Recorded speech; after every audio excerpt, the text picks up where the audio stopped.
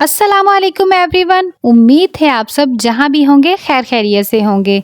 आप सब हैं इस वक्त ऑनलाइन स्टोरीज कॉर्नर पर और मैं हूं अनम इकबाल, जो लेके आती हूं आप सबके लिए किस्से, कहानियां, आप बीतियां, इसके अलावा हकीकी जिंदगी में मबनी होने वाले वाकयात।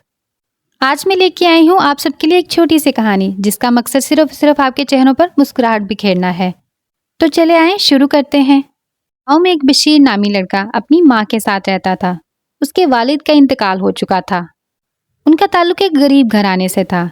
बशीर की माँ लोगों के घरों में काम करती थी और वहां से जो पैसे मिलते उससे अपना और अपने घर का खर्च उठाती। बशीर गांव के एक स्कूल में पढ़ता था।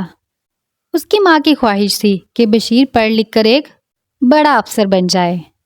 बशीर की माँ अक्सर ही उसे समझाया करती थी कि अगर तू बड़ा अफसर बन गया तो हमारे गरीबी के दिन ये टूट जाएंगे। इधर बशीर का हाल सुनिए। बशीर बहुत नालायक और नखटू तबीयत का मालिक था। उसके स्कूल के उस्ताद उससे बहुत तंग आ चुके थे। एक दिन बशीर की वालदा स्कूल आईं और उस्ताद जी से अपने बेटे की पढ़ाई पर बात करना चाही। लेकिन ये क्या, उस्ताद जी तो पहले से ही भरे बैठे थे। बशीर की माँ को बशीर की बेवकूफ़ी और पढ़ाई से गैर दिलचस्पी की दास्तानें सुनाने लगे, क्योंकि वो हर काम ही गलत करता था और अक्सर स्कूल में मार पीट भी करता था।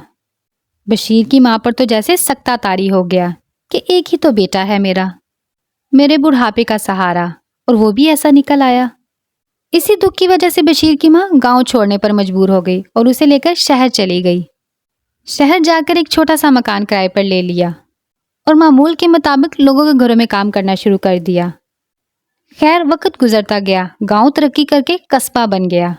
अब इस बात को 25 साल गुजर गए। स्कूल में मौजूद उस्ताद जी अब हेड मास्टर बन चुके थे।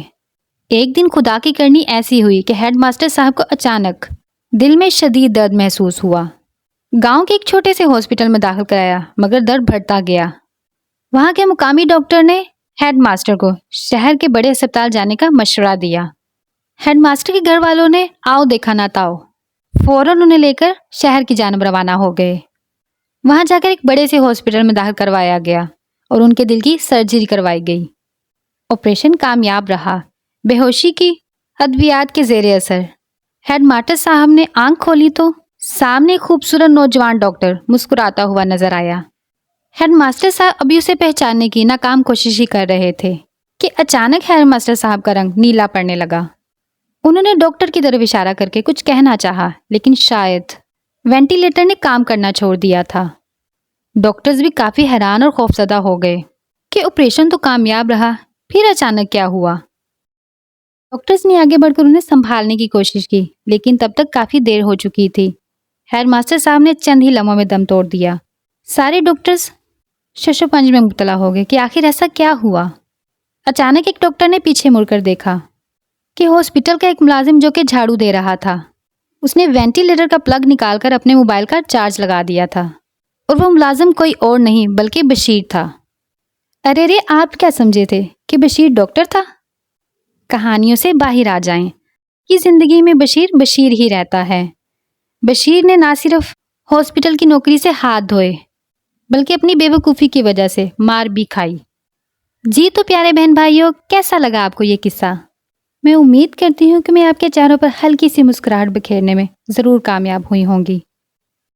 जाने से पहले मेरी वीडियो को लाइक करते जाइए, कमेंट करते जाइए और शेयर भी लाजमी करें। और हाँ, चैनल को सब्सक्राइब करना मत भूलिएगा।